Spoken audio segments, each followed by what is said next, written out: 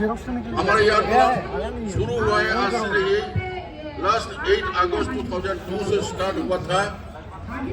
तब हमारा जो परमिशन था ये परमिशन में थोड़ा सा गलत हो गया।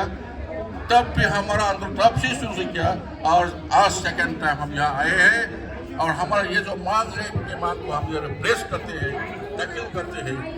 हम कहते हैं कि हमारा ये डिमांड कभी भी कोई शक्ति हमको रोक नहीं पाएंगे। हम ये भी बोलना चाहते हैं इंडिया गवर्नमेंट को कि प्लीज इंडिया गवर्नमेंट हमारा भी बात सुन लीजिए। हम आपको मानते हैं अपने माँ की तरह। भारत का जो इंडियन कॉन्स्टिट्यूशन है जो हम मानते हैं, हम भक्ति करते हैं और इसलिए अपने माँ के पास अपना संतान जैसे मांगते हैं कुछ पाने के लिए। इसी तरह हम भी मांगते हैं आपके पास हमारा जो मांग है